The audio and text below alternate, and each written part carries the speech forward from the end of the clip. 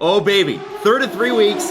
Tim's actually going to be at home for this one, which is nice for Tim, I think. Right, Tim? Yeah, it's good to get in my own bed. It's nice. Yeah, 100%, 100%. And listen, it's not without its storylines, the Brazilian Grand Prix. First off, we got Lewis Hamilton taking a ride in Senna's 1990 McLaren around the track today. Lewis Hamilton, who is a Brazilian citizen honorarily, which I think is pretty cool. And but that's nice. That's nice. Yeah. They've done a lot of Ayrton Senna stuff this year.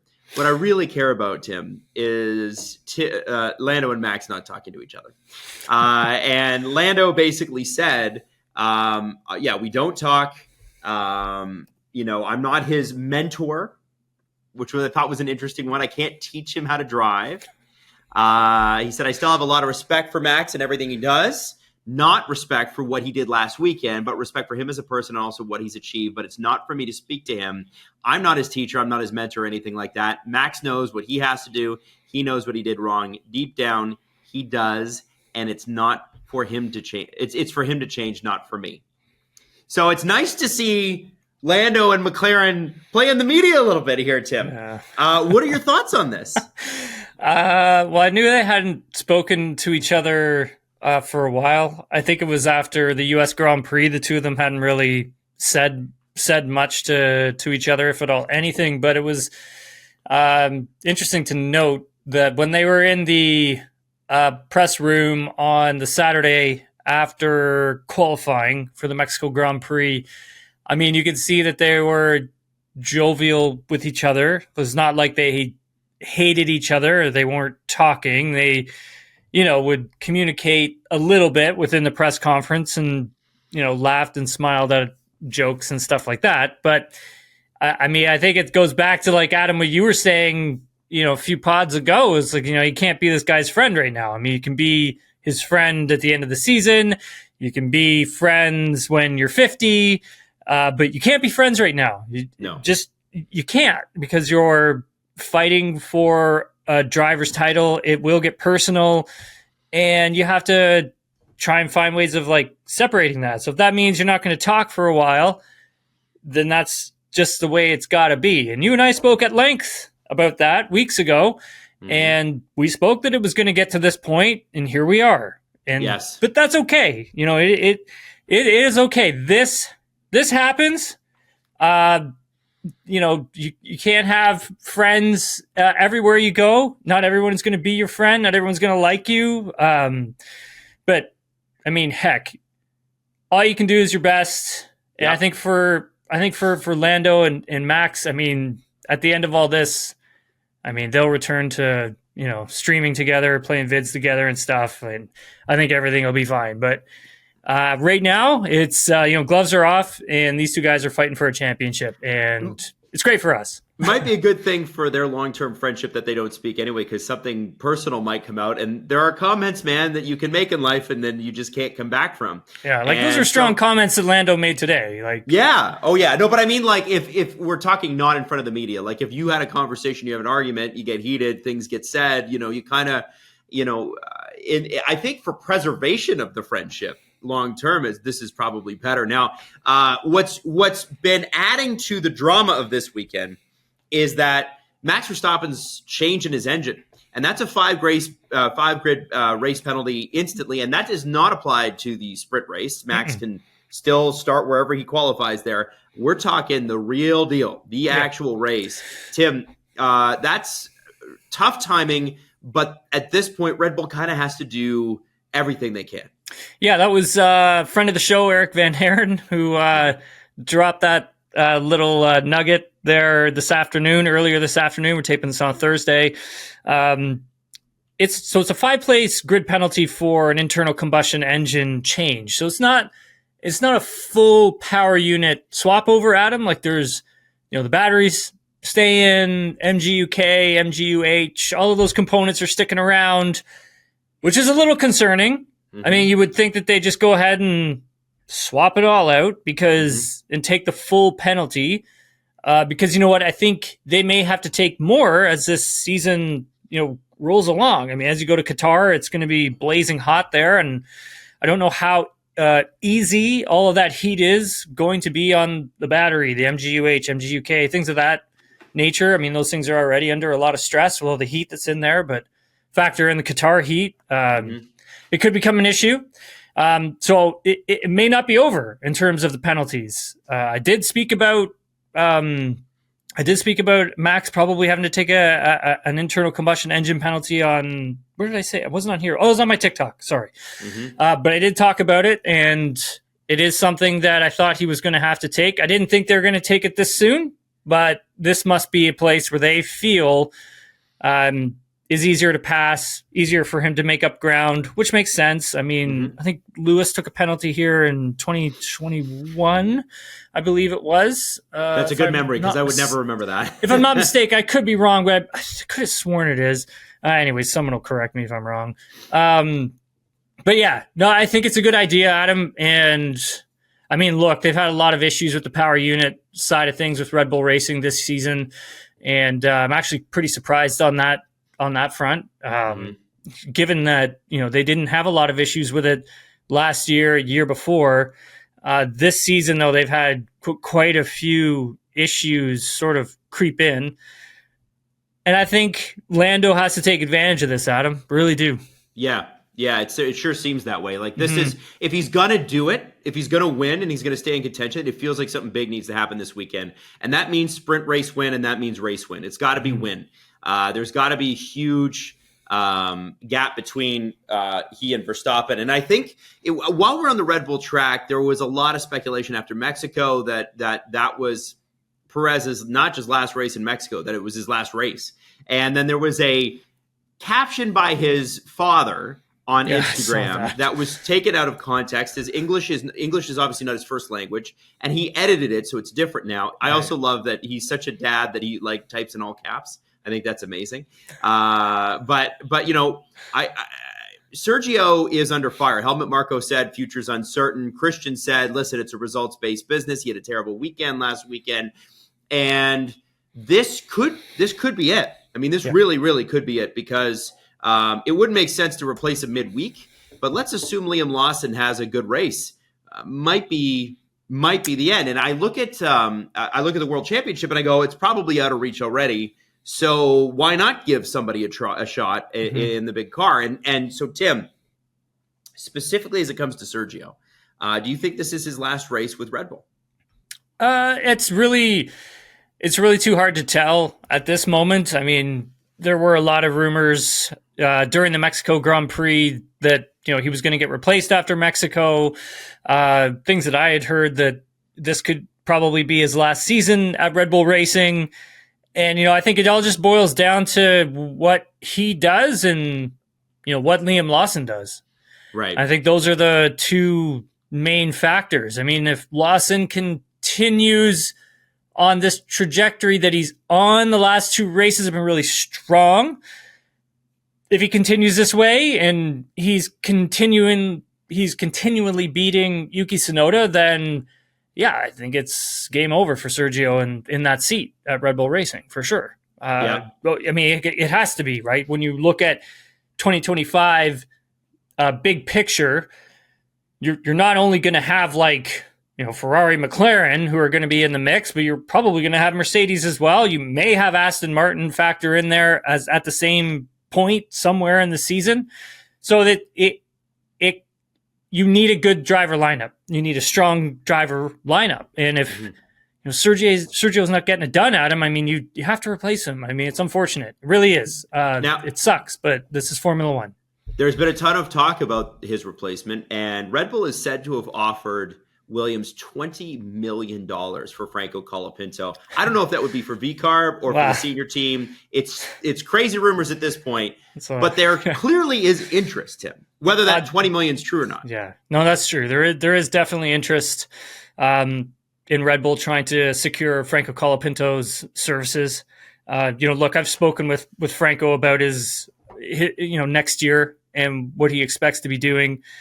Look, there's interest from a lot of places, in particular Red Bull Racing. And I don't think the number of 20 million is I mean, that's a big number, Adam. That's a big number. I mean, but I mean, in soccer, transaction fees are crazy. So I don't know. That's now we're talking like Lando Norris, Charles Leclerc money. Right? It's big. That's big money. I mean, he's not there. Okay. He's not there, right? Franco's not there yet. Well, I mean, Franco wasn't going to make that. It was just going to be Williams that took it. Yes, exactly. But still, like, it's a lot. It's a lot. So, without getting all carried away, Williams doesn't want to just let Franco go. They want to be able to bring him back. If they want to do a loan option with Red Bull Racing doesn't want to do that. And I think if you're Williams, you can't just let Franco go. He has turned into a very talented driver that you don't know what he's going to become. Mm-hmm. And so you're best to just hold on to him as long as you can. And so if Red Bull is going to offer you some money, I mean, that's not necessarily worth it in the long run, Adam, because, I mean, who's to say Alex does well next year, or, Alex and Carlos get along, or something happens with the 2026 car, one of their drivers flames out, like you don't know, and you want to make sure you got a steady pair of hands that can kind of jump in when you need it. You don't really want to just let Franco go. And so I can understand Williams not just wanting to let him to leave. They probably want options on him, and Red Bull, I don't think, want that. They want to have him outright. Right.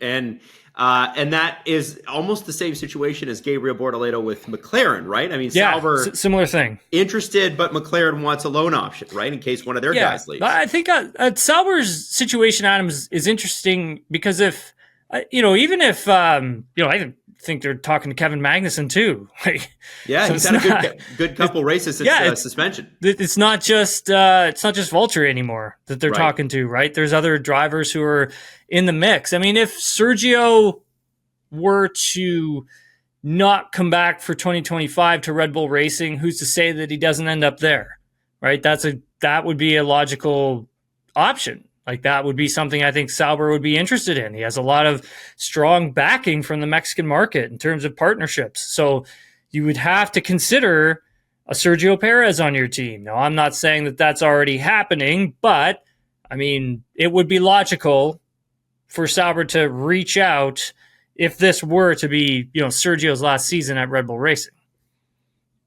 Jeez, this is it's crazy. I cannot believe the driver market this year. That's wild. It's just been unbelievable. Even when James Vowles was on here, Adam, he even said to us, like, in a little bit of an undertone where it's like, hey, we're not done yet, kind of thing. Yeah. It's just never, ever. He's like, there's more things. Does not stop. He's like, there's more things coming. Yeah. Wow. Okay. So back to McLaren, because we've covered a little bit of Red Bull. My question for McLaren is, like, we talked about how important it is for Lando to win this weekend. We've seen Oscar be a sophomore, and by that I mean he had a great summer. But if you want to be a champion, you got to be good spring, summer, and fall. Mm-hmm. And he's been okay in the fall by his standards, but 6 and 7 is not good enough. What does McLaren need to do this weekend, and will they have the car to actually win a race against Ferrari? I think a couple things, Adam. I think for Oscar not having the full upgrade for U.S. Grand Prix and for Mexico, I mean, it is tough to judge him on that. Sure, it is tough to say, like, hey, he should have done better, could have done better, would have done better. I mean, he was quickest in free practice 3. I actually did think he was going to qualify in the top 3 for the Mexico Grand Prix, but again, just needs to get his own consistency stronger at this stage of the game because there's a lot at stake. When we look at the constructor standings, Adam, we have Ferrari who's in P2 now. Mm-hmm. We have McLaren's P1. The gap is literally nothing. And Ferrari's hungry. They're coming for it, man. They want it. That's the goal. Charles Leclerc even told it to us. The goal is Constructors' Championship this season. I think for Oscar, they need him. They're going to need him badly starting this weekend moving forward. And for Lando, when we look at the Drivers' Championship standings plus Constructors' standings, he's got to win. He does have to win this weekend. Like, Max taking that 5th-place grid penalty is, again, we haven't gotten official confirmation on it from the FIA just yet. Just reported. But sources are pretty strong on that one. But he's got to rack the points in this weekend. This is a big weekend. And this is going to determine how much he can really chop out of Max's lead. This is not going to be a great track for them. This will be a good track for McLaren, I think, Adam, but maybe not so much for Red Bull. Yeah, like this is I mean, McLaren's been very, very good at most tracks, but this track in particular, I feel like they've got a slight advantage here. They do. I think so. Yeah, long sweeping corners, a lot of downforce. I think it suits their car. I mean, it's not going to be like when they go to Qatar. I mean, when McLaren goes to Qatar, I think they're going to have, it's bye-bye time. Yeah. They're gone. I don't think anybody's catching them. That's just my opinion. But yeah, for Ferrari to hold them off, they've been really strong lately, ever since Monza, when they introduced that, they introduced a floor to the car, brand new floor to the car. They've sorted their stuff out, and they've been consistent. And both drivers have been hungry, and both drivers have been fairly confident with the car that they've been given every single weekend. And I think they've really maximized their performance targets.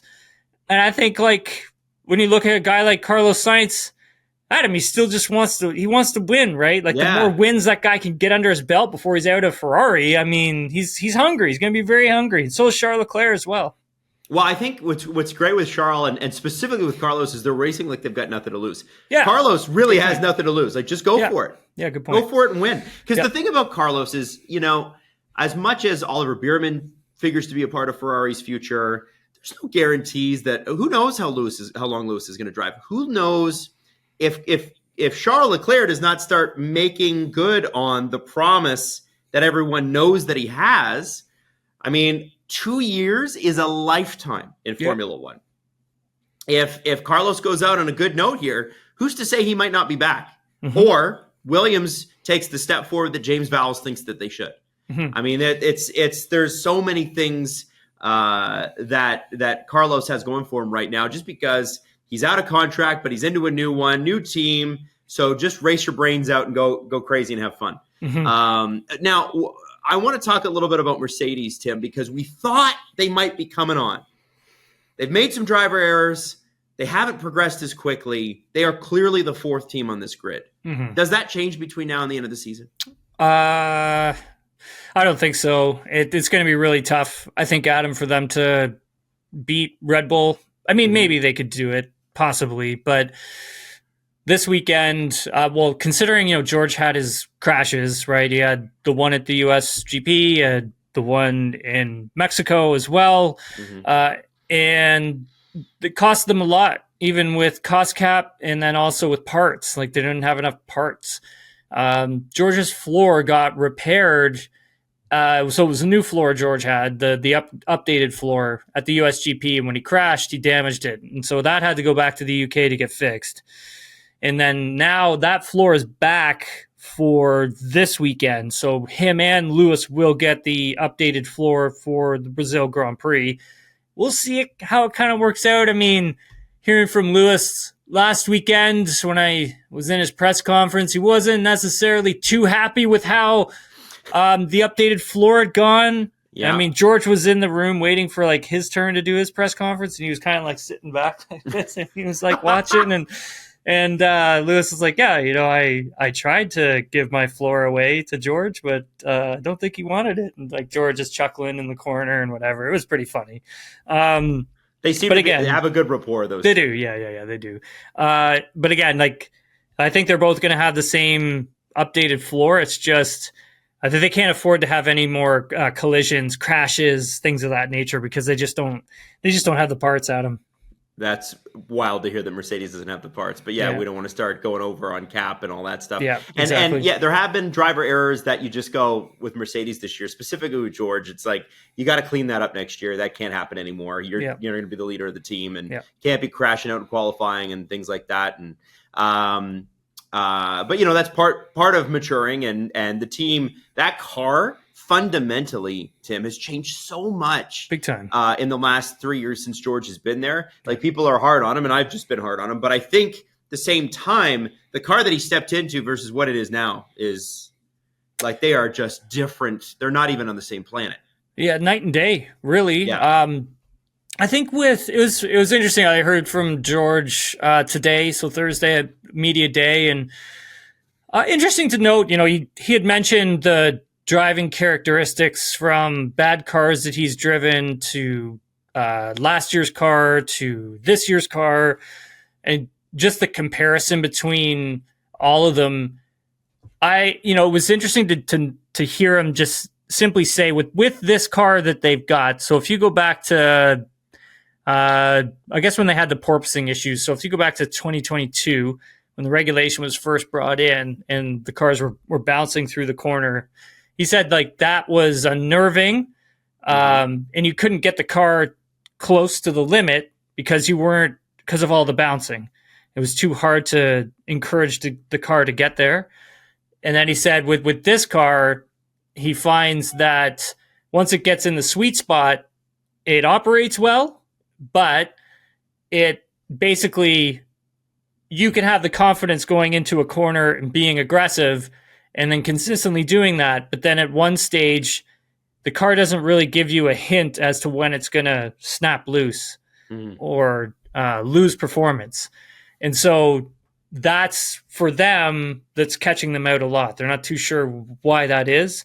And as a driver, when you don't understand why that's happening, it can really drain your confidence because you just never know. So you're kind of always not fully committed to the car. You're not fully committed to the corner. Yeah. And that's troubling and frustrating. It can be very, very, very, very I've been in a situation once with that. And Adam, it's very, very, very, very, very difficult. And like, I wasn't going at the speeds that these guys are going at through a corner. So Right. Now, I want to take a look here because we haven't really done a lot of this season. We've been talking about, oh my goodness, Lando Norris is coming on, McLaren's coming on, whatever. I want to talk about some of the races within the race this weekend that as we get down to the last few parts of the season, you start to go, oh, this driver is finishing higher than I thought, or this team could finish higher than I thought. So I'd like to run you through here. Currently, there's a battle for fourth and fifth between Piastri and Sainz, and only 11 points separate them. You can make the argument, I guess, that Piastri could catch Charles Leclerc for the top three, but I don't think that's possible. It's about a 40-point gap there. How big would it be for McLaren to have two drivers within the top four? Oh, huge, man. That'd be massive, right? Think about like how challenging the last, oh God, I was going to say 10 years, but like even more, 12, 13 years. Like think about how challenging that's been for them. They were at some point basically since Lewis won his title. Like it's been since 2008. It's just been horrible for them. Like it hasn't been great. To have two drivers in the top four, I would say to have two drivers finish in the top five, and for you to win, it looks like they will. And for you to win a constructor's title or finish second in the constructor's standings, that's massive. It's huge. That's I don't think any of us thought that was going to be possible this season. Not with how things started and where Red Bull was. I think all of us were just like, oh God, we're in for another one of those difficult seasons. This is really bad. Yeah. Verstappen's got like a second worth of pace over everybody. And then all of a sudden, all these teams start clawing back performance. And around China, that's when things started to go a little bit wrong for Red Bull and things just started to spiral for them and get worse, or everybody else started gaining performance. And that's sort of when these things really started to change. And then in Miami, that's when we really got that punch in the face from Lando. Really did. He was, even if we didn't get the safety car, he was going to finish P3 or P2. Like he had so much pace in his pocket, off in that first stint. That's so that will be interesting to watch. Another one that is a long shot, but given where the cars are at, I think you should pay attention to. We got 4 races left, and there is, if my math is correct, a 31-point differential between Fernando Alonso and Nico Hülkenberg. Now, tough for Nico Hülkenberg to get to a point where he's averaging 6-7 points a race to make this interesting, but tough for Fernando and Lance to even score points at this point with this car. Definitely. That's a good point. It's a good point. Like, I mean, you could try. I mean, listen, if things work out the way they did last weekend, if Fernando and Sergio aren't finishing races or the cars are at the back, you could see Nico sneak into maybe 8th place, maybe. 9th place, not 8th place. Yeah, for sure. Which is interesting. I mean, Adam, is not out of the realm of possibility. And, if Aston Martin's not able to sort of at least try and come away with some points here over the next, 2-3 races, then I think, even them holding on to P5 could be a challenge if Haas continues on this upward trajectory that they've been on. They've been incredible. They've been so impressive. So I think it's definitely a conversation. It is definitely something for fans to watch out for, especially on track, to see where Hülkenberg can end up in these races, and to see where both Haas cars can end up in each of these races that are coming up. Imagine if he passes the legend. Jeez. Oh, that would be insane, especially in a Haas. Like, that's crazy. Yeah. And then let's put this to you, Tim. His teammate, Kevin Magnussen, is 2 points up on Alex Albon and Daniel Ricciardo. They both have 12 points this year. Magnussen is 14. Yuki Tsunoda is 8 points up on Magnussen, and Lance Stroll is 2 points up on Yuki Tsunoda. So there's a scenario where Magnussen, if he races well, could catch Tsunoda or Stroll. And at very least, there's going to be a battle between Tsunoda and Stroll. That's 2 points. That's a big deal. Yep, it is. It is. I think, to see if Lance can get back into the top 10, which, I mean, again, right, it all depends on if, both drivers and team are able to get the car underneath them that they need to go and fight for points. I mean, I thought Lance, considering how well he drove with such a bad car in Mexico, I mean, very impressive. They don't, serve out points for P11, but I mean, that was a masterful drive from him, and it would have been. I'm sure he's wishing he got points for a P11, because that was a hell of a day and a lot of work. Yeah. But yeah, man, having Yuki Tsunoda just back there biting at your heels, but same thing for Tsunoda, Adam. He can't make any more mistakes. I mean, what happened in Mexico? Like, I get it was a racing incident with Albon and everybody, but at the same time, I mean, dude, time and place. Like, yes, you're hauling ass down a straightaway at 300 plus kph, like off a start. I mean, give it another lap. Like, pick your spots. Yeah, pick your spots. And then now on the team side, I think it's interesting, but I don't think it's possible. Haas is exactly 40 points behind Aston Martin. So it'd have to be a disaster finish for Aston Martin. But there is still a mathematical scenario where Haas could get into the top 5 somewhere they have not been, I believe, since 2017. Yeah, there is a chance. Their highest finish ever. And again, it's weird that we're talking about Aston Martin in this way, considering where they were 24 months ago in comparison to the rest of the field. They got a lot of work to do this winter. I'm sure they're already on it.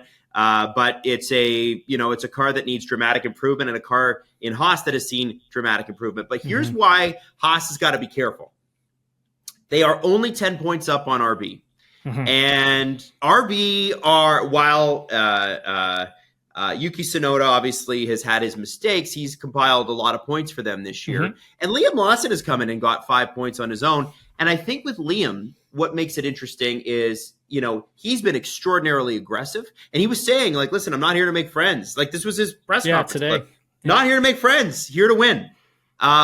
It's entirely possible that Haas has a disaster 4 races and RB ends up taking them over, right? Yeah, the race paces looked really good. Really strong. If you even look at where Lawson started at the USGP, Adam, like he's like, he was like, I was trying to remember what the diagram that somebody drew that I was looking at, and it's like the starting grid of the USGP, and it had all the starting boxes, and it's like all the way around the corner, back by like whatever, turn 18. It's like, where Liam Lawson's starting today kind of thing because of all of the penalties from the power unit that he had racked up for that race. That's where he was going to be starting. But I mean, it was a hell of a drive from him at the U.S. Grand Prix. And then again in Mexico, just a really good drive. He was really good, man. And so it's definitely a point scoring car. And so that's why if you're Yuki Tsunoda, you have to be, you really do have to think about the moves that you're trying to make at the start of races and the situations that you're putting the car into, because, now you're fighting over points in the constructor standings that it's a realistic possibility that you can move up.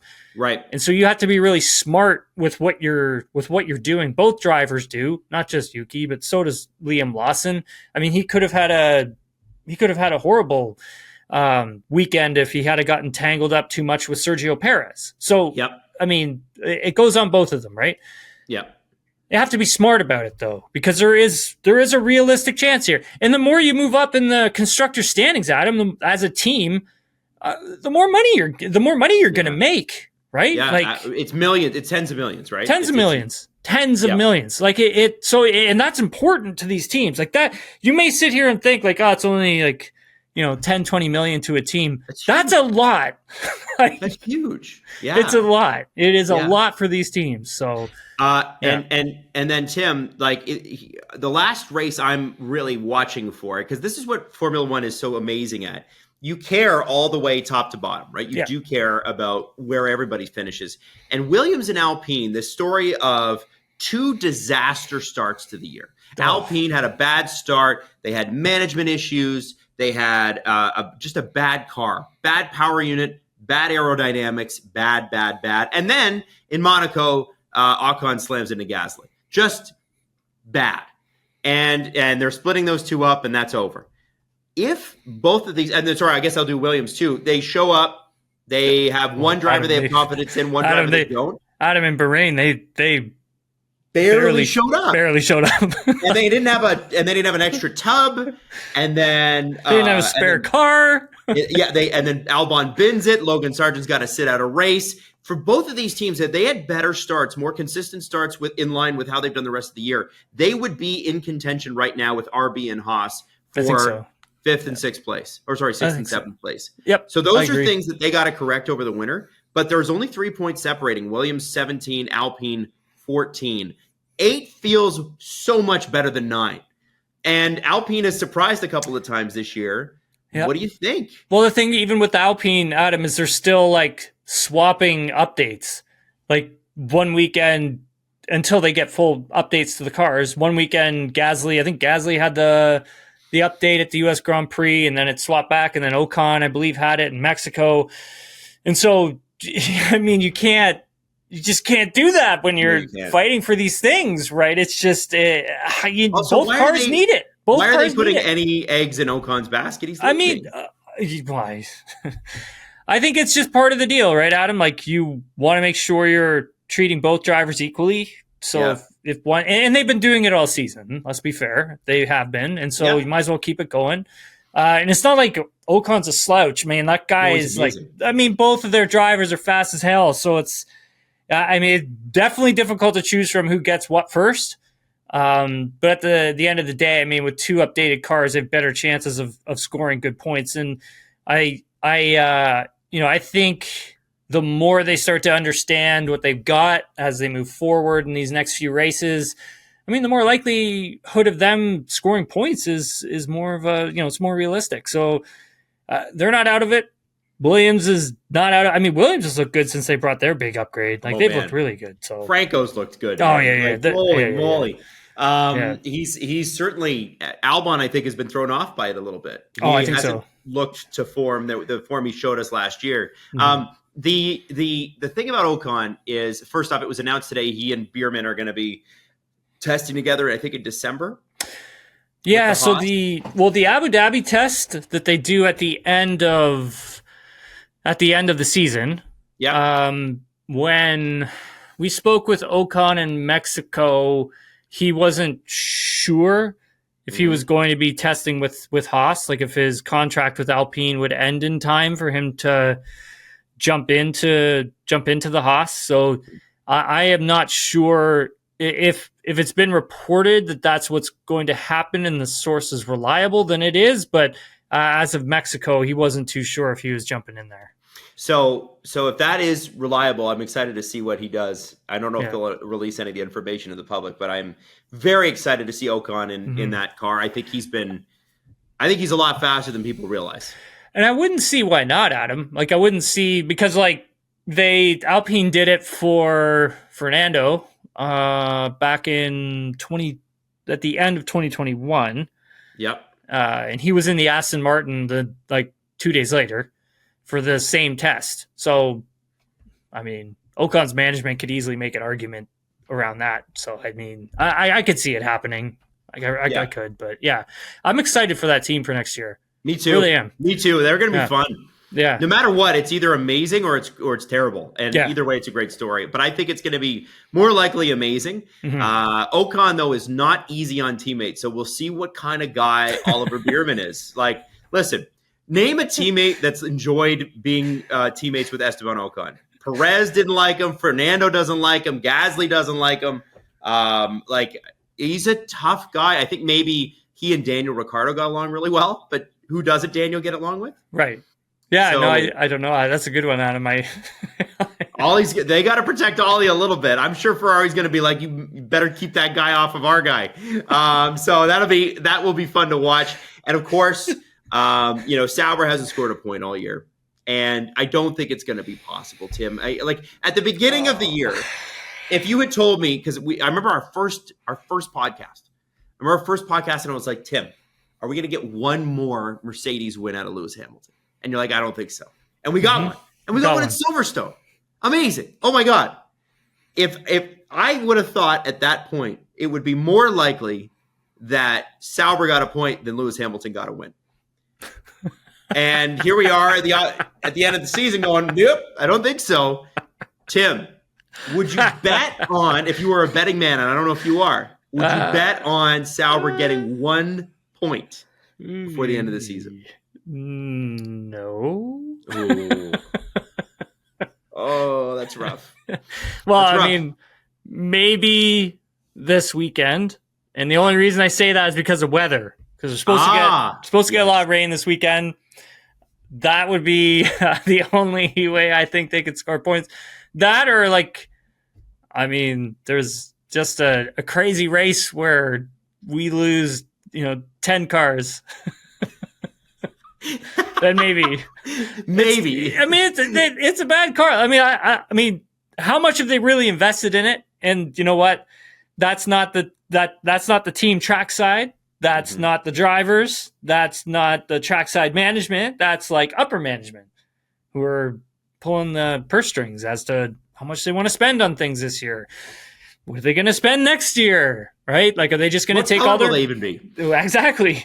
What are they going to do with all their money? Are they just going to take it, save it, throw it towards the 2026 car? Which, in all honesty, I'd probably do that. Well, if you're Audi, what does Sauber mean to you? Right. The branding means nothing to you. So, exactly.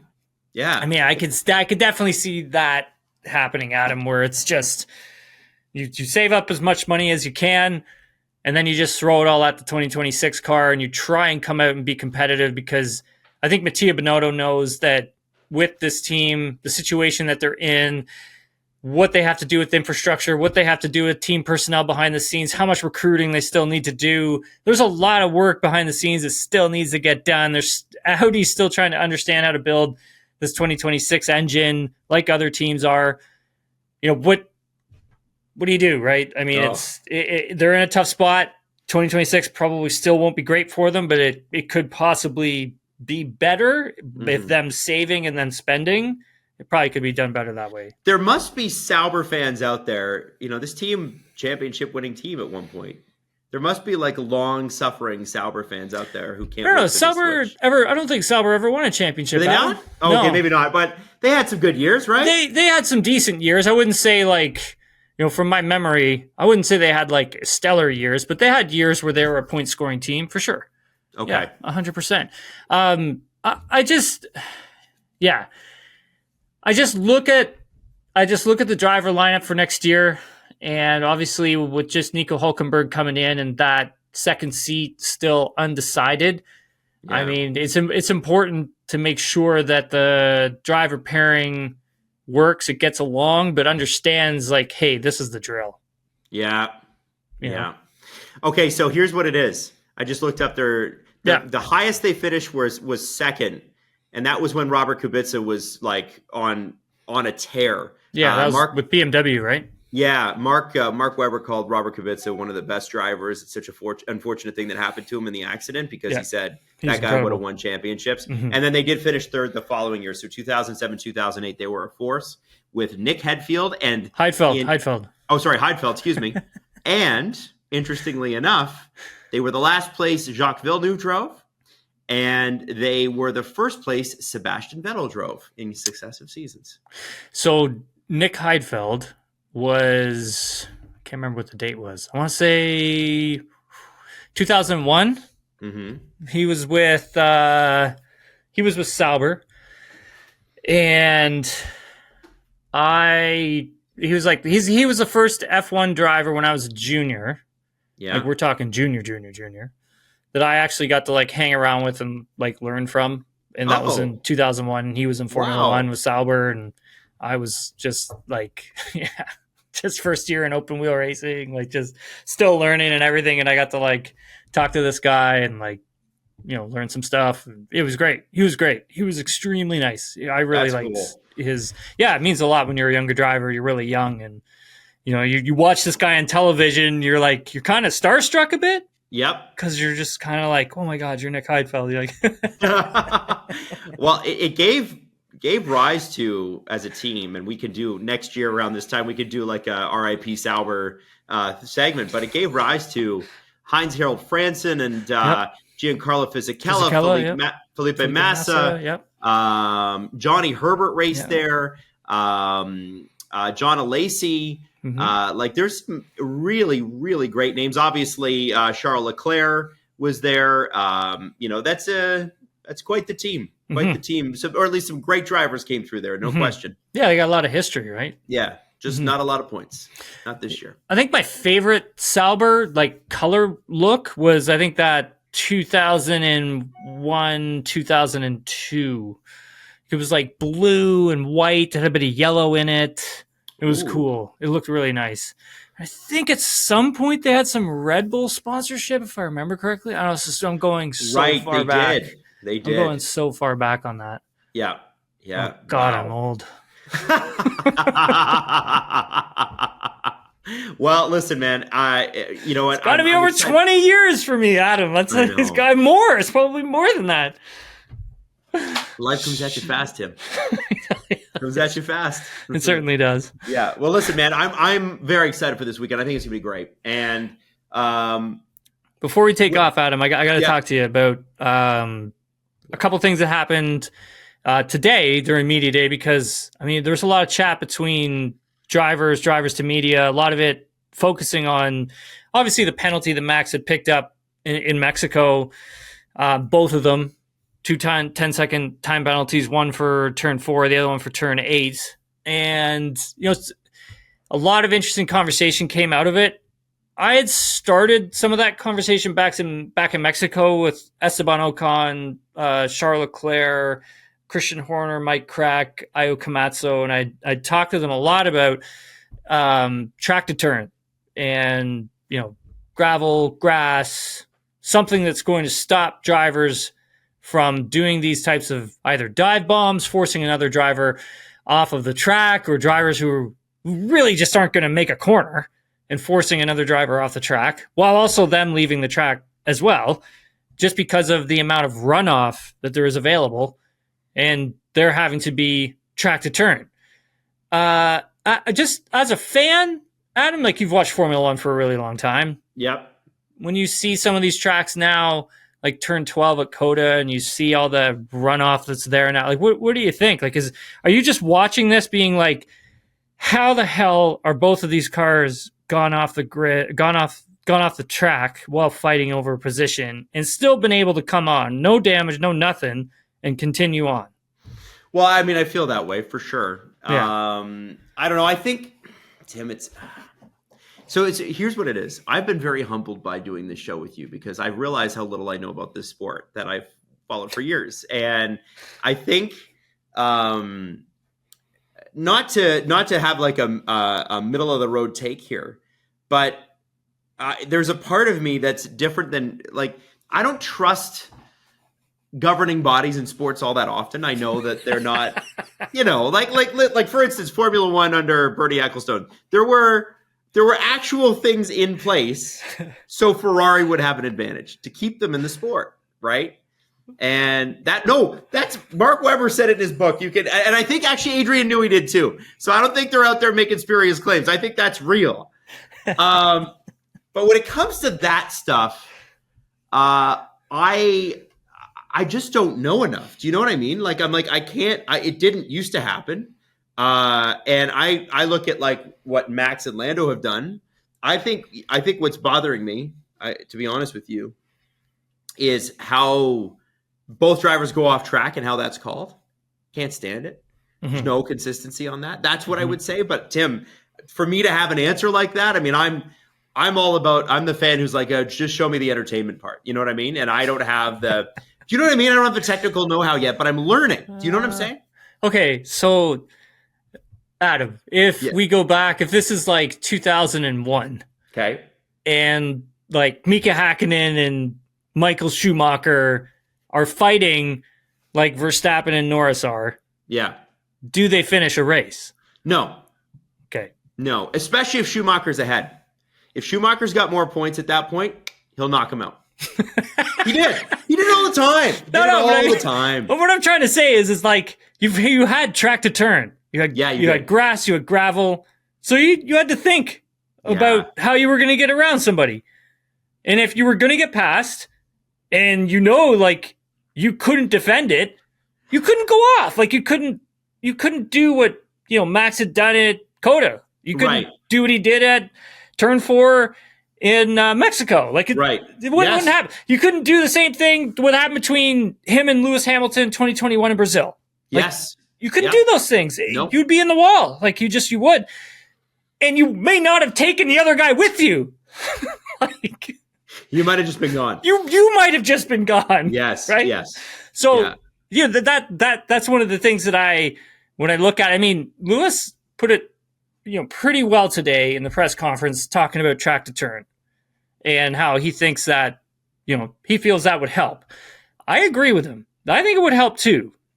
I also think, and this is what George Russell spoke about, was consistent FIA stewards. Yes. I agree with that as well. Yes. Why are they different every race? I know. I mean, that's the thing. I think that's what drivers want. And I think that's what we all want is just consistency. So, even if you have a rotation of the same 3 stewards, maybe it's 3 of them one weekend, 3 different ones the next, and then the ones who were at the weekend before are back for the third. You do every other race. Yeah, you just do every other race, even if it's Tim, like too much. Here's the issue for me. If the drivers and the teams can do every race, stewards can do every race. The stewards should be able to do every race. I agree. Yeah. Now, maybe you rotate them in and out because you got a steward that gets yelled at by one team and they're still not over it by the next race. So you kind of switch people in and out. I could see that. I could see reasoning for that.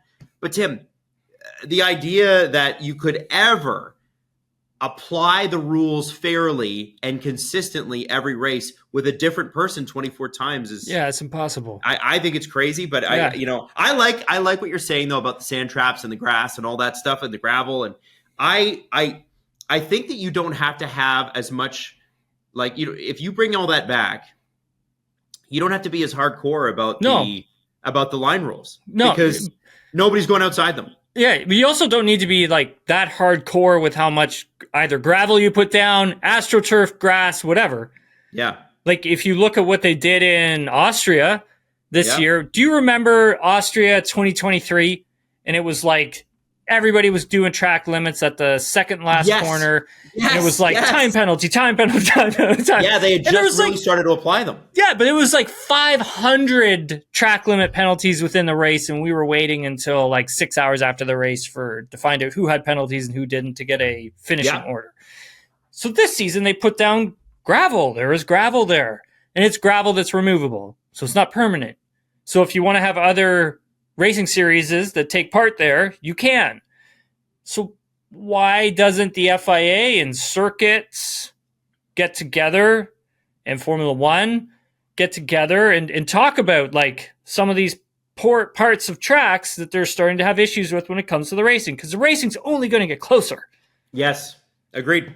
And this is happening a lot more because the racing is so close. So it's now starting to become even more of an issue because drivers are getting closer and they're now battling more. So I'm thinking it's just, why don't you just do the same thing they did in Austria? You just put down a bed of gravel that can be removed at the end of the race. You just put it down before the race gets there. Yes, it's going to cost you some money, but at the end of the day, it will make the racing better.